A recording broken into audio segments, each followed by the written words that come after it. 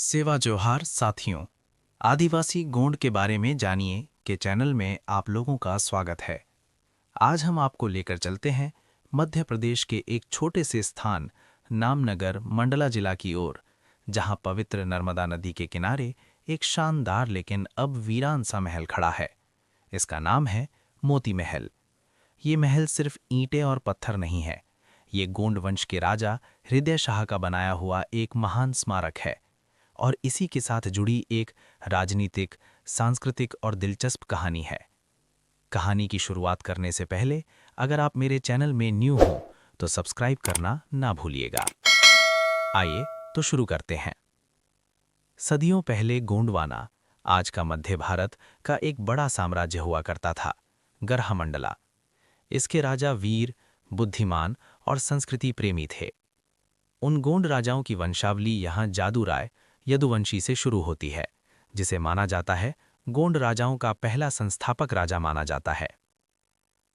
लेकिन हमारे नायक की शुरुआत थोड़ी बाद में होती है, जब साम्राज्य संकट में था और बुंदेला सेनापति पहाड़ सिंह ने चौरागढ़ पर अधिकार कर लिया। राजा हृदय शाह, मोती महल के निर्माता। तकरीबन 1651 ईस्वी में जब चौरागढ़ खो गया तो गोंड राजा हृदय शाह ने अपनी राजधानी को जंगलों के बीच नर्मदा नदी के किनारे स्थित नामनगर में स्थानांतरित किया।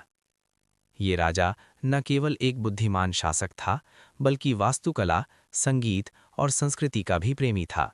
उसने अपनी शक्ति, कला और समृद्धि को दिखाने के लिए मोती महल का निर्माण कराया, जिसके बारे में आज भी लोग कहते हैं कि उसकी दीवारों में गोंड वंश की कहानियां खुदी हुई हैं।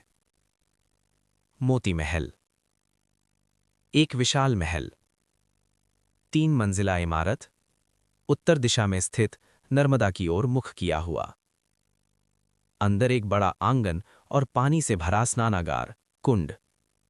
ये महल राजा के जीवन का केंद्र था, जहां दरबार होता, संगीत गूंजता और मंत्री बादशाह मिलते थे। हृदय शाह ने न केवल महल बनाया, बल्कि अपने प्रेम और सम्मान को दर्शाने के लिए रानी महल, बेगम महल भी बनवाया।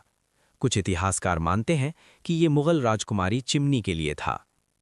साथ ही उन्होंने अपने दिग्गज मंत्री राय भगत के लिए कोठी भी बनवाई, जिसे आज राय भगत की कोठी कहा जाता है।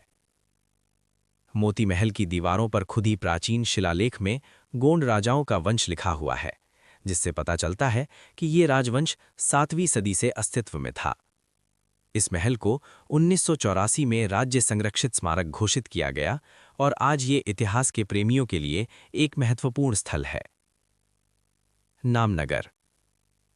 राजा हृदय शाह की मृत्यु के बाद गोंड साम्राज्य धीरे धीरे कमजोर हुआ और राजधानियां बदलती रहीं, लेकिन मोती महल आज भी अपनी अनकही दास्तान कहता है, समृद्धि, प्रेम, कला और इतिहास की महक के साथ।